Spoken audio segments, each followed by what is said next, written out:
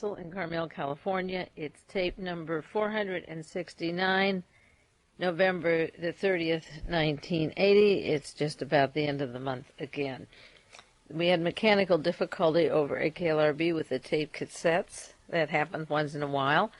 So we couldn't tape this directly on the air. I just completed that broadcast about 15 minutes ago and came home, and I will give you the information again on the cassettes by subscription that we did on the air this evening. Hopefully next week the matter that took place will be cleared up.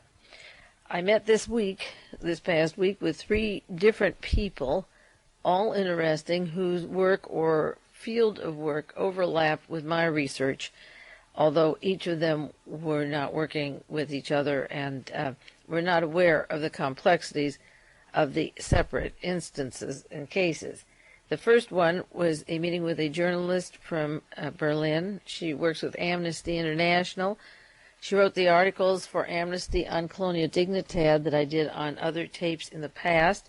Colonial Dignidad is that piece of property between Chile and Argentina where the top Nazis from World War II harbor and congregate and have met since World War II.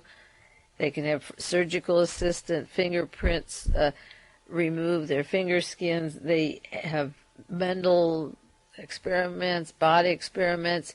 There's a hospital there. DINA, the Chilean secret police, the terrorists similar to the SAVAK in Iran that used to terrorize the people, use Colonial Dignidad. There are lawsuits there for the German people to go down. The funding comes from ammunition makers and famous people in Germany that also funded Adolf Hitler, but so far they've been unable to go down and examine Colonial Dignidad. This woman came to California from Stern Magazine to work on an article on Jonestown, and she ordered a large number of tapes of mine on the Auschwitz Pope, on John Paul II, and his work at Auschwitz for Solvay Chemical, which is IG Farben.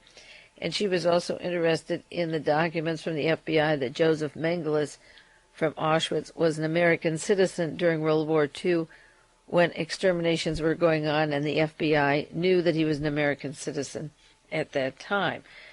We will be in correspondence, and World Watchers International will be played or taken to Germany, mailed to Germany. Some have gone already for them to analyze. The next meeting I had, I met with this woman in my home Monday and went to Los Angeles Tuesday with a man. I met with a man named Mr. McDonald, Donald McDonald.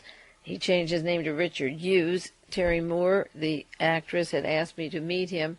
She has a lawsuit against the Howard Hughes estate now being heard in Houston, Texas courts with the allegations that she had been married to Howard Hughes. And Mr. McDonald has alleged that he was adopted by Howard Hughes and that the will that was placed in 3 different places and is missing, and he named 3 of the people of the Hughes organization who he thought were responsible for the missing will. And he had befriended Howard, and Howard had adopted him. Howard didn't have any children. Several women were pregnant through Howard, but one he forced to have an abortion. It was twins on a well-known Hollywood actress. And the other one had a miscarriage, and after that time he had a vasectomy, didn't want any children. And this man claims that that was the year that he said he would adopt him and had written him in the will. We're talking about millions or billions of dollars that would have been distributed differently if the Howard Hughes will was found, and he claims that he was part of that will and wants a part of it. This particular man is from Juneau, Alaska. His family's been up there evidently for many years. He's worked for the federal government, for the FBI, the intelligence, for the Howard Hughes organization, for Daniel Ludwig, and part of his testimony in Houston has to do with the relationship of Melvin Belli and Noah Dietrich of the Howard Hughes firm. Belli's name is the common denominator between Colonial Dignidad and the Hughes story, and also another author I met while in Los Angeles. I put off meeting these people until I was down there on a vacation, was Charles Hyam, who wrote the book Errol Flynn, The Untold Story, which is the story of Errol Flynn and his Nazi Gestapo connections. Chaim has mentioned Melvin Belli many times in his book on Errol Flynn. Belli was the attorney for Jack Ruby that kept the Nazi links to the Kennedy assassination from ever appearing by not allowing Ruby to testify in court. Ruby told the Warren Commission that he felt that there would be a Nazi resurgence and pogroms against the Jews and anti-Semitism because he had been used. But Gerald Ford and Leon Jaworski and Earl Warren heard that testimony when they came to his cell, and Ruby wasn't allowed to testify. Melvin Belli was, as I say, Jack Ruby's attorney at the time of the Kennedy assassination, and the assassins, or at least one of them, had come down from Colonia Dignidad and worked with assassination teams in Mexico and Operation Condor, the assassins distributed around the world. Belli worked with Noah Dietrich in the Hughes organization, and Belli also was not only the attorney for Errol Flynn and members of the Gestapo, but he's currently the attorney for Mrs. Hermann Goering, the widow of Hermann Goering, the Nazi. And Belli seems to have a finger as a common denominator in all of this. And another common denominator is a Swedish ammunition maker by the name of Axel Wenner-Gren. Seems that his money was going, or is going still, to Colonia Dignidad, to the Nazis. He also was a man who lived in the Bahamas, described as the wealthiest person in Europe, who entertained Errol Flynn with top Gestapo members in 1941. They had close associations in the Bahamas. I'll go back more into these three meetings, or continue some of it next week, but there were several matters that I did want to cover. One of them is that surveillance I talked about a year ago has been stepped up again.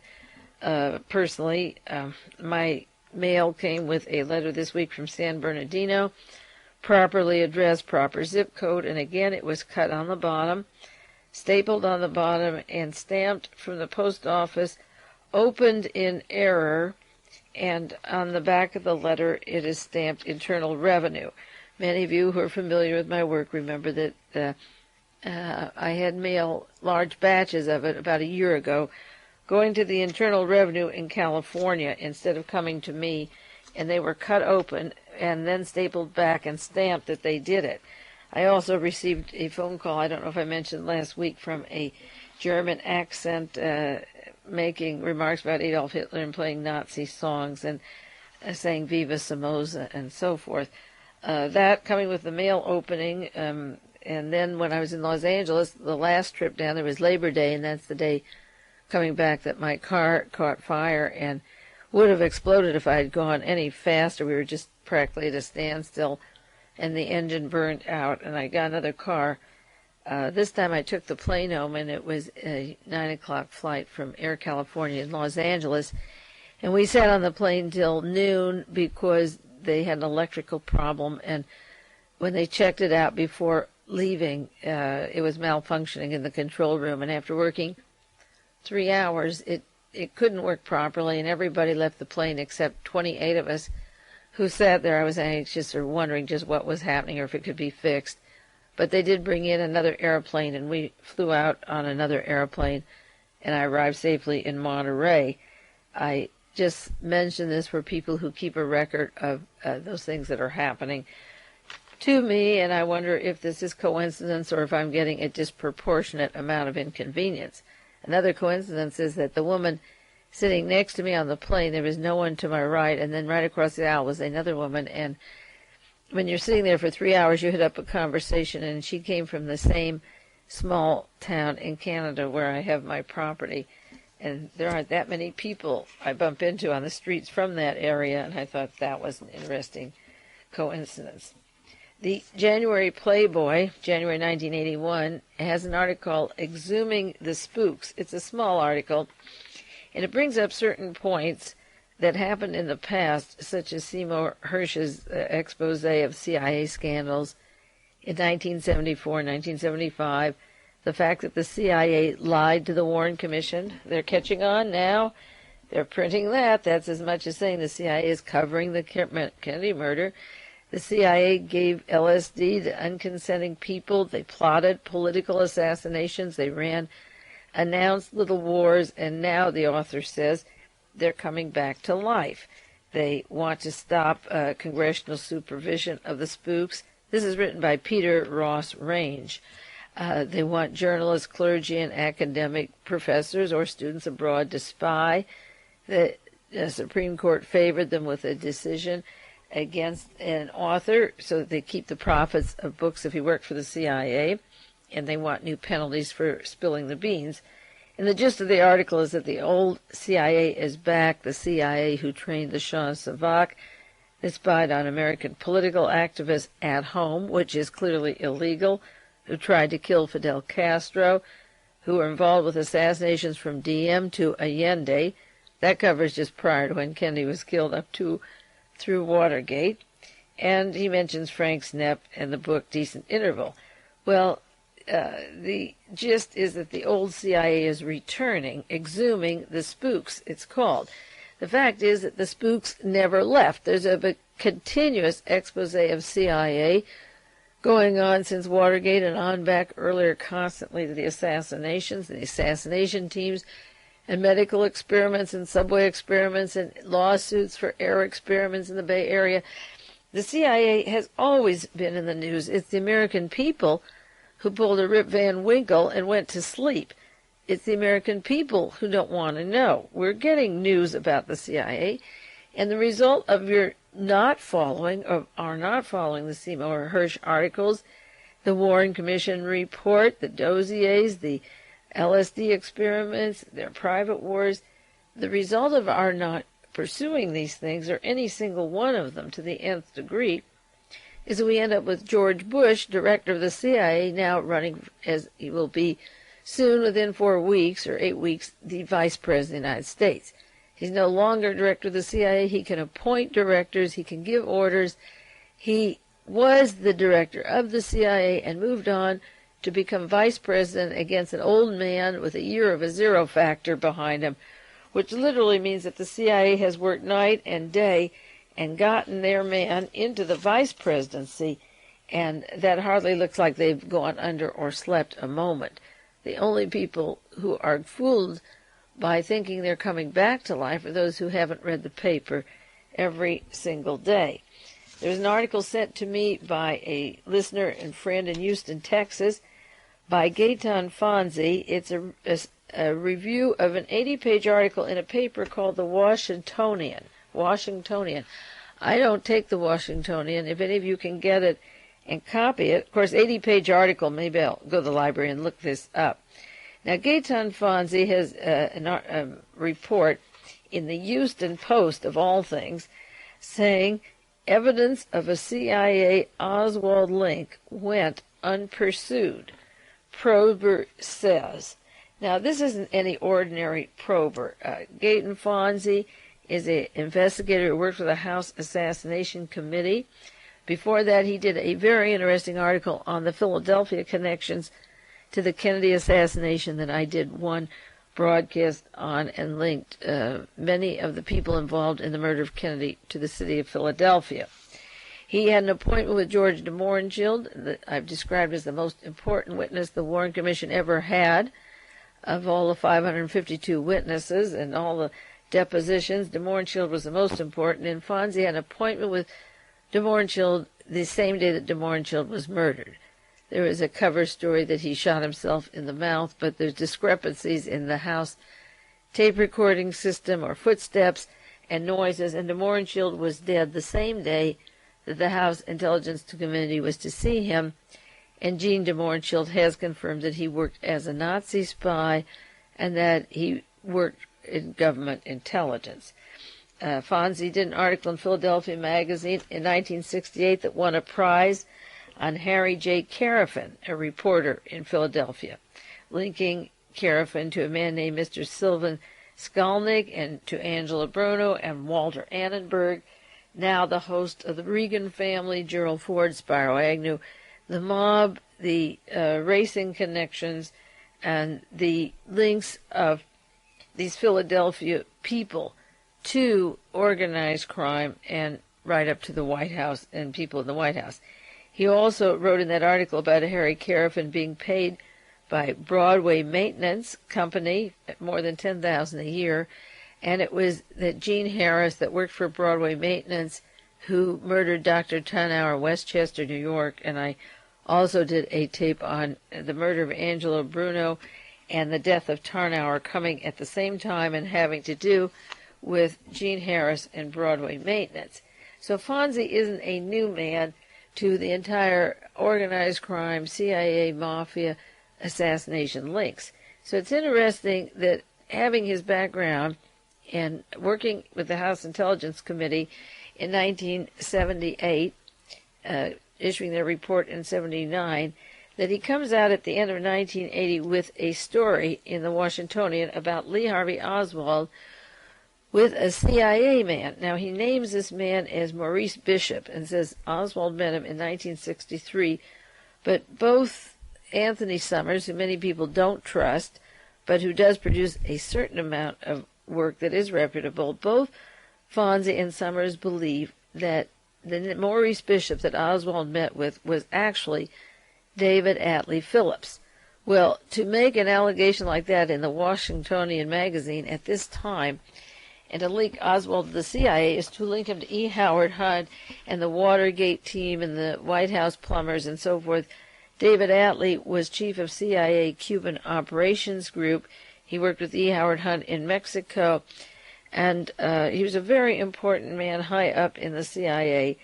So it's interesting that at this time that these allegations of Oswald with the CIA are linked to one of the biggest men of the American intelligence system, because Fonzie knows, or must know, Oswald's links with the CIA to Marina Oswald or Paul Rygata-Rodsky or George DeMohrenschildt or Max and Gally Clark and George Bowie and Jaggers Chili's Stovall, the print shop where Oswald worked for government intelligence and so forth. Fonzie is leaving out the Nazi international czarist, the Solidarist links to the conspiracy at this time, yet it's interesting to see an article at all linking Lee Harvey Oswald finally to the Central Intelligence Agency.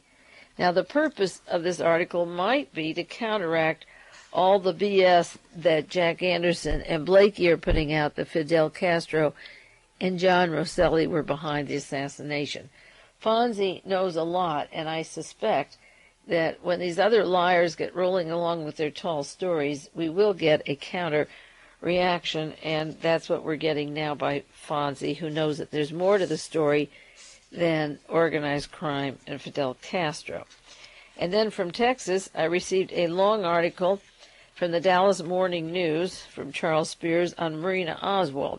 I briefly mentioned an excerpt of that article. It was in last Sunday's Los Angeles Times, but this is a long story, and I want to go over it with you because Marina Oswald is one of the most important witnesses in American history, and it seems that the mind control that the CIA and Priscilla Johnson had on her is wearing off, and she's tired of the burden of having the name Oswald, and she wants the truth out. Her daughters, June and Rachel, go to school and have the name Oswald, and people associate them with the death of the President of the United States. And now Marina seems fed up, and she's beginning to squeal after 17 years. And just as Fonzie is writing an article about the CIA with Oswald, the same week, November the 30th, Marina Oswald is talking. Now, there's a few sentences in the article that give you a little clue to what's going on down there with Marina. Marina says, these are quotes, that she's 99% sure Oswald's body is not in that grave. I believe that I am the first person in the American newscasting group who has said this for many, many years, who's read the minutes of the meetings of the David Lifton that he published, the document addendum to the Warren Report with the minutes where Earl Warren ordered the cremation of the body. Marina says she's not even sure that the man she married is really Lee Harvey Oswald, and she believes the body was removed in April on Good Friday, Easter week of 1964. Now, Nicholas Katzenbach, who was Deputy Attorney General, was the man who was supposed to arrange for these steps to be taken to remove the body and then cremate it. Katzenbach is alive. He could testify, as could Robert Oswald, and so could many others, and Gerald Ford of the Warren Commission, of what transpired down there in Texas.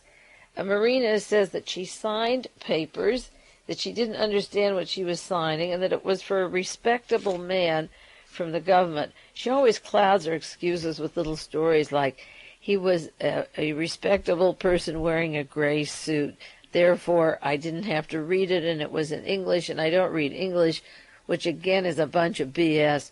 So I signed it, but I don't think Oswald's there. She said, I don't have much time anymore. I want the case resolved and many questions answered in my lifetime. At this point, Marina said, it's hard to believe the grave will be open. I'm tired of begging and hiding in the closet. I hope the public is interested enough to push this case off the dead end. It's not just for my personal benefit. I think it's for the benefit of the American people. That's the president we're talking about, the assassination. So she wishes that this would get on. She's lived with it for 17 years. She said, in quote, 17 years I waited. I didn't make any trouble for 17 years. See, Marina was a really spoiled brat. She's a bitch. And she thinks she's been very good, and I'm sure that she thought she'd get a lot more in America if she stayed this quiet. She said the government, proved it was Lee Harvey Oswald. They never believed any kind of spying connection. Isn't it better for the government to prove their theory? Now that's interesting because we researchers were called theorists and the government was supposed to have the facts. Now she's saying the government has a theory and the researchers could be right. She says the government had the facts. They told me the conclusions they came up with and I swallowed it just like a pill. Well, she actually was told what to say, and she gave a bunch of lies about Lee Harvey Oswald to make it look as if he had killed the president, but her just rewards aren't full enough, and she says she's poor and so forth. She swallowed the story like a pill. She actually helped write the script. She said, I thought the conspiracy people were loony. Then I said, open the grave and see for yourself. And that's where my opposition came from. She believes Robert Oswald, played a part in the grave, and the body was taken somewhere else and cremated. Marina Oswald also said, I'm not sure that the man I married was the Lee Harvey Oswald who went to Russia. She suspects Robert Oswald isn't being candid. He said they'd only open the grave over his dead body, and he told her, be thick-skinned and keep quiet. Oswald is opposed to opening the grave, and the mother, according to Marina, doesn't want to get involved. Now, Marina hasn't seen Marguerite in 17 years. They disassociated from each other. I thought one of the reasons they didn't see each other, which was totally unnatural, was because they both knew Oswald was alive. Marguerite was screaming and yelling her son was a hero. He worked for the American government. The truth should be told. She was on television, radio, and so forth, and then she was kept totally quiet, and you would think at the time that they talk about exhuming the body, Marguerite would be for it and line up with Marina and find out if her son was cremated or taken somewhere else if it wasn't Oswald. But Marguerite is playing a very quiet game, which fits in with my theories of what happened to Lee Harvey Oswald.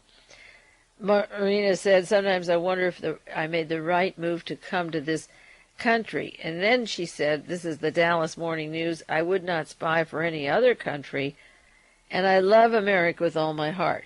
Now, she did spy for the United States, and what she's saying is, I'm not a double agent for Russia. She says, a man with a gray suit around Easter came. I signed a lot of papers. They were never translated. I didn't speak English. I just did what I was told. Somebody called me.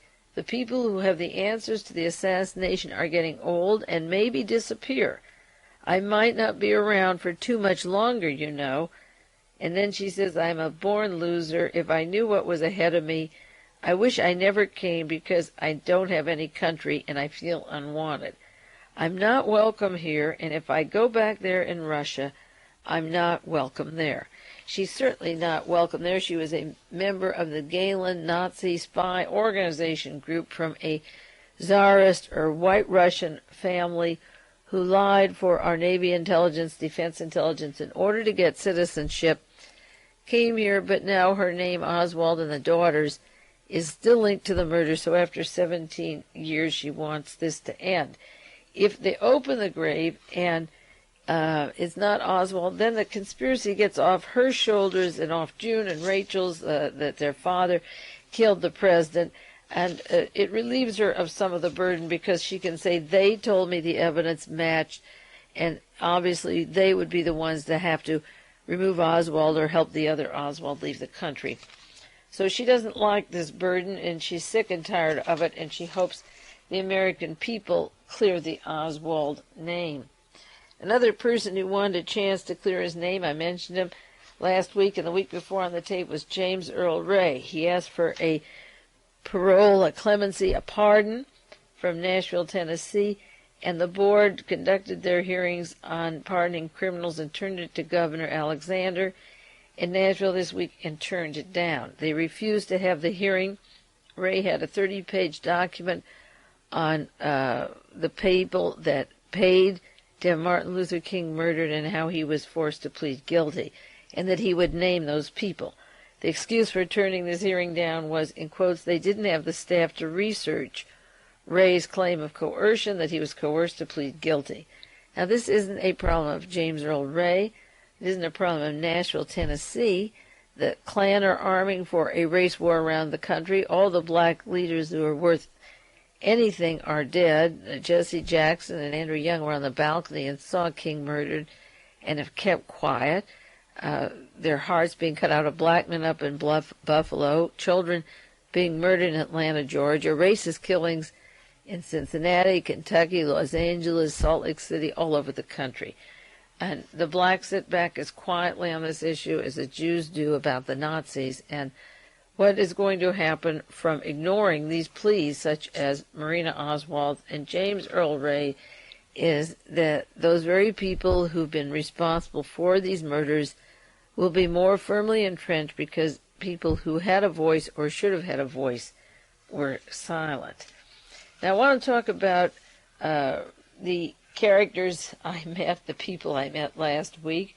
Not characters really, but interesting overlaying of personalities and roles that they are studying or involved in that touch us and Americana and American history.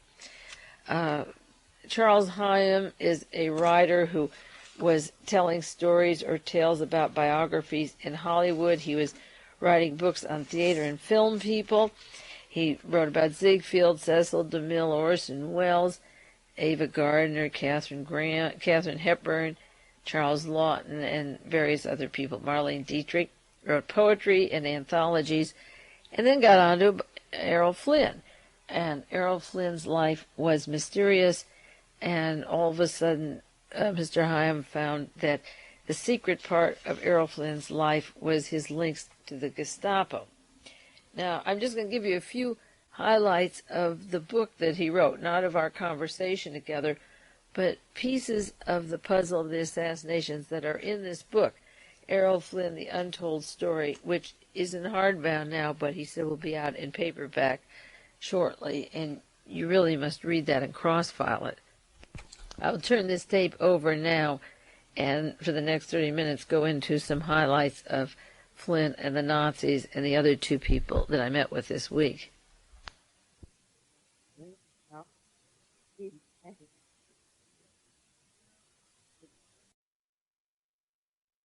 This is Mae Brussell in Carmel, California, and this is tape number 469, November the 30th, 1980.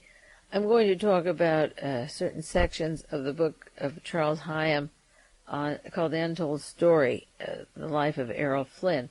I mentioned it once before, a few weeks back, about the links of Flynn to a doctor who was a member of the Gestapo, Dr. Urban, who got his citizenship in San Francisco, his United States citizenship, and then went back into Hitler's Gestapo and did spying for Adolf Hitler for the Nazis. And I'm sure today he's still working for the Nazis. He's alive and down in the Philippines.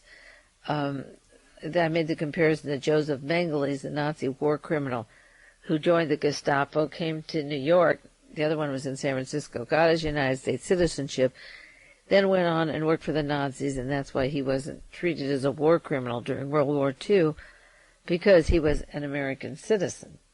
Never charged with treason, but he wasn't hurting America. He was exterminating Jews at Auschwitz and experimenting on them, so I guess that doesn't make him a war criminal. Well, there's some episodes, I'll jump around here, some of the more interesting episodes of Errol Flynn's life. One of the important things was that he owed money to the Internal Revenue. He owed over $900,000 to the Americans. He didn't want to pay taxes, but he kept a neat little sum in a Swiss bank, and we always have to look for missing papers and Swiss bank accounts because the secrecy was set up by the Germans so that they could reestablish themselves all over the world after World War II. He also owned property in Jamaica. He worked with Batista in Cuba, and when Fidel Castro came in, Errol Flynn moved over to Jamaica, and of course Montego Bay in Jamaica is the home of Nazis and British intelligence in the resurgence for World War III down in the Bahamas.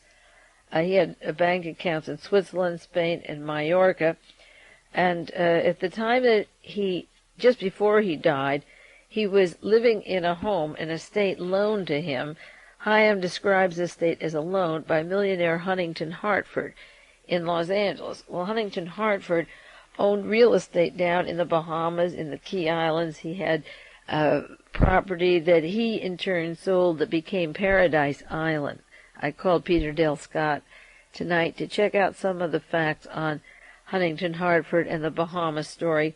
And Huntington Hartford's big chain, he's a multimillionaire, was the A&P grocery store, which recently was sold to a German firm, so that a German corporation or a group is now controlling the food and eastern part of the United States. A&P isn't so big out here, but it is in the east.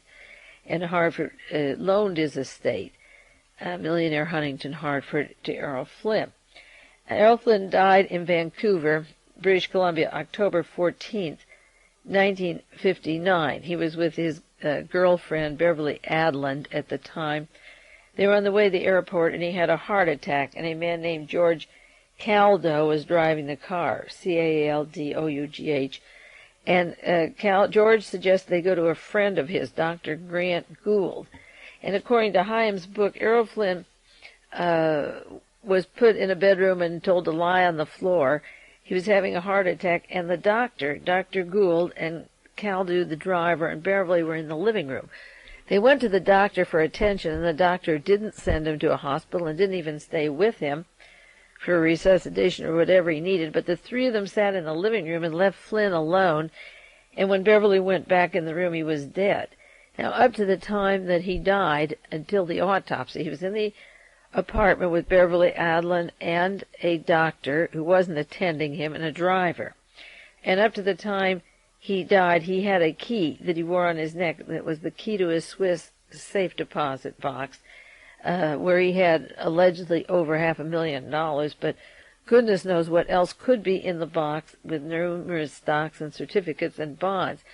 But in this book he mentions that between the time he died in the doctor's home, where he was taken, and the autopsy, the key was taken from his neck. It disappeared. Somebody right there with Flynn up in Canada took the key to the Swiss savings account, bank account, off his neck, and 3 weeks later, when they got access to this Swiss account through somebody named Justin Golenbach, the box had been emptied. Now, usually when you go to a savings account box, you have to sign a name for entering or leaving. But the reason for so much secrecy in Switzerland is to protect thieves. It isn't to, you don't have to protect honest people if you check into your box and out. So according to Hyam, that mystery was never solved. But I talk almost every week about missing money and missing sources of income for the Nazis. And here is a bank account which did have large amounts of money and goodness knows what other secrets or whatever. And it was completely emptied, and nobody ever was charged. I never heard this story until I read this book of Errol Flynn. Another interesting part of this book is after his death, Beverly Aadland, Errol Flynn's girlfriend, flew to Los Angeles and she was met at the airport by Mrs. Melvin Belli, the attorney's wife. He's had a whole bunch of them. I don't know which order this one was in 1959. And they went off in a car to they went into Mrs. Belli's car, and then Beverly Aadland became the temporary ward of Melvin Belli. Now, her mother, Florence Aadland, lived in Los Angeles and met her at the airport. She fought, but was working friendly with her mother. They squabbled back and forth. But Beverly was kept in the custody of the attorney, Melvin Belli. Melvin Belli, I was told, was the attorney for Mussolini. Today he's the attorney for Mrs. Hermann Goering. He was the attorney for Errol Flynn and the Gestapo members. He was the attorney for Jack Ruby at the time Kennedy was killed, the attorney for the Rolling Stones in Altamont when Meredith was killed, and they made the movie Gimme Shelter to put down the anti-war protesters. Belli is close to Noah Dietrich of the Howard Hughes organization, and Donald McDonald, alias Richard Hughes, wouldn't tell me much about Belli. He said it'll come out in the court in Houston, Texas, but he's going to name him with regards to something of the missing will. He hinted that, but he won't tell me what it was with regards to Belli and Noah Dietrich. But this is going to come up, hopefully if he gets a hearing, it's supposed to come up in Houston. And Belli also was the attorney for Charles Winan, allegedly Navy intelligence, a person recognized as the supplier of drugs for the Manson family that used the Howard Hughes property at Spahn Ranch, next to the German Krupp Ranch, and of course Charles Watson from Texas did all of those killings in the Sharon Tate home and the La Bianca home. So Melvin Belli's name runs through all of this, but I think it's interesting that in the interim when Errol Flynn died and the missing safe deposit key and the emptied box, that his girlfriend was kept as a ward of Melvin Belli. I don't know how long she was, but she was. Another interesting thing that I'm putting together, and I hope you help me with articles or books, is the chronology of Ronald Reagan. It's very important to break down the Errol Flynn story and the Gestapo contacts and the meetings of Errol Flynn with a man, Axel Wenner-Gren, the international ammunition supplier, one of the wealthiest men in the entire world, who entertained Errol Flynn down in the Bahamas. This Gren bought Howard Hughes' yacht for $1 million for entertaining. He introduced Errol Flynn to the Canadian Sir Harry Oakes, who was the British Empire's most wealthiest citizen, and Werner-Gren was Europe's most wealthy citizen. And Werner-Gren had introduced Flynn to the Duke and Duchess of Windsor, and then Flynn had introduced Rudolf Hess and Nazis, Goering and other top Nazis, to the Duke and Duchess of Windsor, and then they went on to meet Adolf Hitler. Now, through the chronology of the Errol Flynn story with Dr. Urban and the Nazis in the Bahamas and so forth, Flynn was working with Ronald Reagan. I did a tape a while back on the chronology of Ronald Reagan. In 1940, he made a movie with Ronald Reagan at Warner Brothers called Santa Fe Trail. Reagan was brought directly from Illinois, where he went to a small college and did some radio broadcasting. He went directly to Warner's studio. And in 1940, he made that movie with Errol Flynn. In 1942, they made a movie together, Desperate Journey. This was with Ronald Reagan at Warner Brothers. And then Errol made the movie They Died with Their Boots On in 1942, the same year, and then went down to Mexico with meetings, the heads of the Nazi Gestapo and the Nazi Abwehr and the top Nazi agents in Mexico that left the United States after Pearl Harbor. After the United States was attacked, Errol Flynn was supposed to go in the Army. He didn't want to fight the Nazis in any capacity and look for medical excuses, which he was able to find. And similarly, Ronald Reagan never fought the Nazis. He stayed over in Culver City on Washington Boulevard making movies, and Errol Flynn, and he made movies through this crucial time period from 1940 to 42. In between the two, Reagan made the movie King's Row.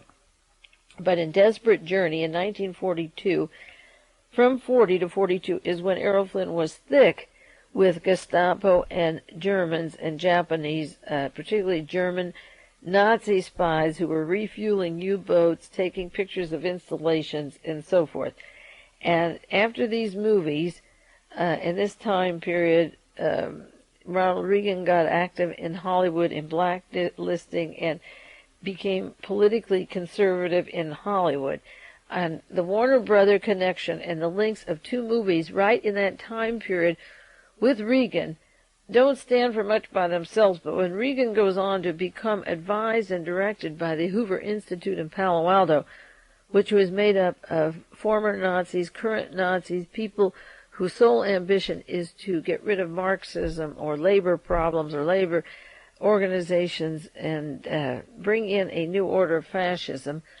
The links of those people at Stanford University and the Hoover Institute with George Washington University to Ronald Reagan is too strong to ignore what Errol Flynn was doing at Warner's, and was Ronald Reagan brought in at that time and recruited. How close was he to Errol Flynn? As I say, the very years that Errol Flynn was working with these top Nazi agents, they were in Mexico. They were getting ready for the Axis to win. They had all kinds of information, death to Jew Roosevelt.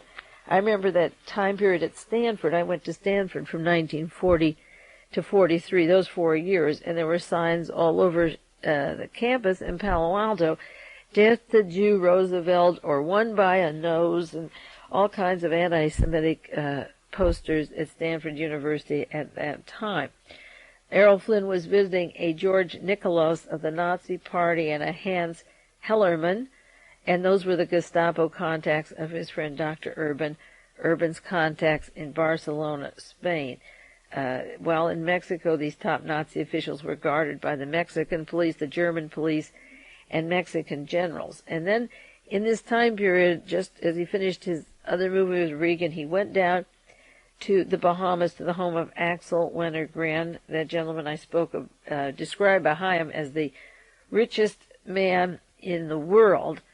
Now, involved in this can of worms is Daniel Ludwig, the richest man in the United States, Axel Werner-Gren, the richest man in the world, and Sir Harry Oakes, the richest gentleman of British aristocracy, close friend of the Duke and Duchess of Windsor, who was soon to be murdered.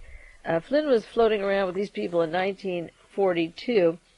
Duke and Duchess of Windsor moved to the Bahamas right after Pearl Harbor, and in that interim time period when Hitler invaded Poland, and they were moved down to the Bahamas in 1940, actually, and entertained by Sir Harry Oakes. And by 1943, July of 43, Sir Harry Oakes from Canada, a Canadian multi-millionaire who lived in Britain and all over the British Empire, was murdered.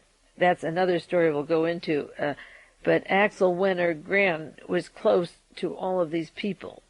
He was also the munitions manufacturer from Sweden who supplied Adolf Hitler. He supplied Goering. He supplied Quisling in Norway. Quisling's wife was a Tsarist, White Russian. And Gren, according to Charles Hyam, was above international law. He bought a yacht from Howard Hughes for $1 million and introduced Gren, the munitions manufacturer, introduced Errol Flynn to Sir Harry Oakes and the Duke and Duchess of Windsor.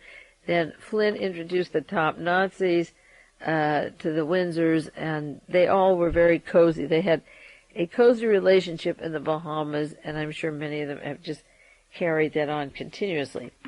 I mentioned back about 3 weeks ago about the background of Errol Flynn and the history of Errol Flynn. And again, I want to remind you that book, Power on the Right, talks about Errol Flynn, this Major Edgar Bundy from the Church League of America. This group was formed in 1937 by a Frank L. Loesch, Loesch. Bundy went to a college in Atlanta, Oglethorpe College. Then he went up to Wheaton College in Wheaton, Illinois, the home ground of Ronald Reagan. Then was a reporter and joined the Air Force in 1941, the same time that Reagan and Errol Flynn were making movies together at Warner Brothers, and then was an intelligence officer during the war, awarded a Bronze Star from the Flying Tigers and Madame Chenault, and worked with the American Legion, the American Sons of the American Revolution, the Air Force Association, and it was this Mr. Bundy from Wheaton, Illinois, who was in the intelligence, working with Chenault, and the same year that Errol Flynn's friend was in and out of Shanghai, Southeast Asia, the Philippines, you name it. And I believe that this man, he was making a movie in 1968 against the National Council of Churches, and making a movie, Reagan for President Movement. He did a story on Ronald Reagan on the welfare state. I think that this Mr. Bundy should be investigated more. He boosted the apartheid nations in South Africa and Ian Smith and so forth. And the book Danger on the Right suggests that his influence over the churches and promoting Ronald Reagan as president. But this church league that he has files with 3,000 3x5 cards with people and organizations that have served the communists. And it reminds me of the Mormon data banks in Utah in the caves of political information from the police departments as well as our genealogy. So I think the Wheaton, Illinois connections and the radio station and Ronald Reagan's going right to Warner Brothers at a time where Errol Flynn and many other Nazis in Hollywood were surrounding the studios is important. And I think we'll pursue those chronology of years and study them and see if Reagan was purposely selected back in the early 40s for the role that he's serving today. I know when Reinhard Gehlen wrote his book on intelligence and Hitler's intelligence, he said it was nothing to go back and wait 20 years for a plot to come into effect. If they wanted something, they could plan it for 20 years. Well, I believe that Reagan and the Hoover Institute and this group have planned and worked for a long time, and is working simultaneously at the time that Flynn is meeting with all these notorious people, and that Reagan should be carrying on where Flynn left off is just not coincidental. The close friend and associate of Errol Flynn was a Dr. Herman Frederick Urban. He has the name H.F. Urban, and if you overlay it, I.G. Farben, it almost looks like Farben. His real name, his Nazi Party membership, was Schwarz, S-C-H-W-A-R-Z, and Errol Flynn refers to him in his autobiography as Schwarz, S-W-A-R-T-Z. But if you think of codes or secret names, and the American files on espionage talk about I.G. Farben, H.F. Urban, it just seems that H.F. Urban sounds so much like Farben, and that, was his alias. He was Schwarz in Vienna, in Hitler's Vienna. Errol Flynn mingled with a woman, Gertrude Anderson. The FBI allowed her to escape Los Angeles and go to Mexico after Pearl Harbor. She was working for Nazis, and the FBI allowed George DeMohrenschildt, Lee Harvey Oswald's associate, to get off the hook painting installations down at Corpus Christi during the war, and Freddie McAvoy, the Nazi collaborator during World War II, was refueling U-boats and was very important in the operations for Hitler, and he was one of Errol Flynn's closest buddies. Charles Hyam describes in his book, The Henchman, the Pimp, the fix-up man for Flynn was Johnny Meyer.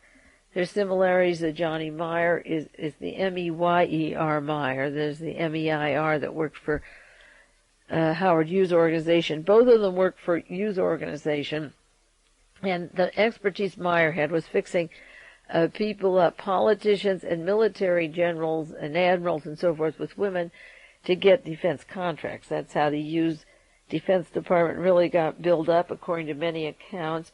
Johnny Meyer had a triple career. He worked procuring people for Errol Flynn. He worked for Howard Hughes and was instrumental. And he ends up working for Aristotle Onassis over in Greece at a time where there are allegations that Howard Hughes was kidnapped in 1966 and kept in control over in Greece. The gentleman who is suing for part of the estate of Howard Hughes, who says he was adopted, believes that Howard was kept frozen for many years, that he had ceased to exist for a long time, and that the dehydration he had came from the thawing when they cashed in the body. This is from Richard R. Hughes, known as Donald McDonald, from Juneau, Alaska, that I met.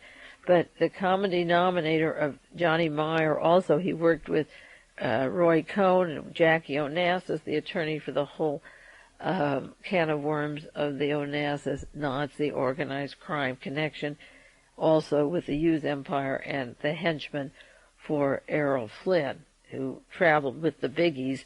And this was all suppressed until Charles Hyam came across these documents.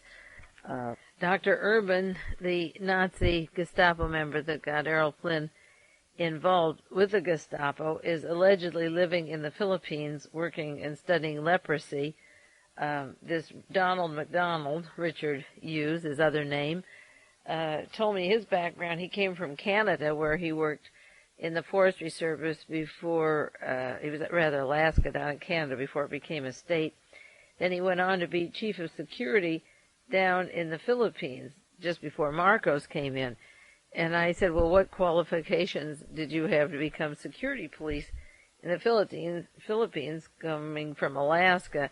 And he went on and hinted that he worked for the federal government, for, let's say, Daniel Ludwig, for the FBI, and he told how when he changed his name from Donald McDonald to Howard Hughes' son, Richard Hughes, took on that name, that he had to be with J. Edgar Hoover personally, because he did espionage work and secret intelligence work for the FBI and the government in the United States, and if he had a passport or another name, they'd have to know that he also was known by that name. So he had these two names and had gone from Alaska down to the Philippines and worked, for the various intelligence agencies in the United States.